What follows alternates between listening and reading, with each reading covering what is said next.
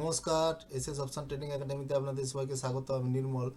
আমরা গতকাল Nifty, Sensex এবং ব্যাংক নিফটির অ্যানালাইসিস করেছিলাম।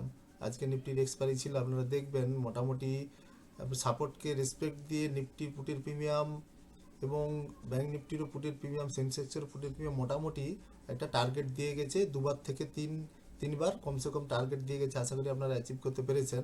প্রফিট লস যাই হোক, দিনের শেষে অবশ্যই আপনারা অ্যানালাইসিস করবেন।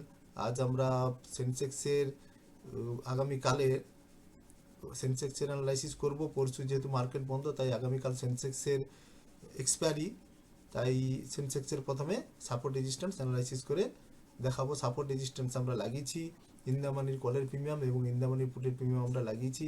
সাপোর্ট রেজিস্ট্যান্স লাগিয়েছি, আমরা বলেছি যেদিকে সেলার রেশিও কম থাকবে সেদিকে আপনারা সাপোর্ট রেজিস্ট্যান্সকে ফলো করে একটা ট্রেডের পরিকল্পনা নেবেন, অথবা যদি রেজিস্ট্যান্সকে ব্রেক করে উপর দিকে যায় তখন একটা ট্রেডের পরিকল্পনা নেবেন। অবশ্যই ওই সময় সেলার রেশিও কল সাইডে কম হওয়া চাই। এটা গেল কল সাইডে। পুট সাইডেও সেম। যদি দেখুন সকালে 5 মিনিটের ক্যান্ডেল ওয়াচ করবেন, ওয়াচ করার পর যদি দেখেন যে সেলার রেশিও পুট সাইডে কম, তখন পুটের দিকে একটা ট্রেডের পরিকল্পনা নেবেন। অবশ্যই সাপোর্ট রেজিস্ট্যান্সকে ফলো করে একটা ট্রেডের পরিকল্পনা নেবেন। এটা গেল সেন্সেক্সের।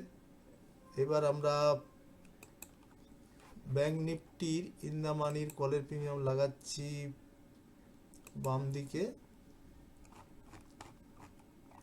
আর ব্যাংক নিফটির ইন্দামানির পুটির প্রিমিয়াম লাগাচ্ছি ডান দিকে। এক্ষেত্রেও সেম। যদি সকালে এসে আপনি দেখেন যে প্রাইস অ্যাকশন ব্যাংক নিফটিতে কল সাইডে সেলার রেশিও কম, তখন সাপোর্ট রেজিস্ট্যান্সকে ফলো করে একটা ট্রেডের পরিকল্পনা নেবেন। আর যদি দেখেন যে পুট সাইডে সেলারের রেশিও কম, সকালে 5 মিনিটের ক্যান্ডেল ওয়াচ করার পর যদি দেখেন যে প্রাইস অ্যাকশনে পুট সাইডে সেলার রেশিও কম, তখন সাপোর্ট এবং রেজিস্ট্যান্সকে ফলো করে অবশ্যই একটা ট্রেডের পরিকল্পনা নেবেন।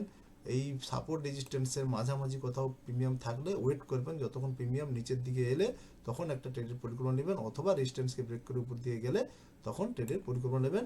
এবং অবশ্যই আপনার প্রাইস অ্যাকশন আপনার ফেভারে যেন থাকে। এটা গেল ব্যাংক নিফটি। এবার আমরা নিফটির ইন্দামানির কলের প্রিমিয়াম লাগাচ্ছি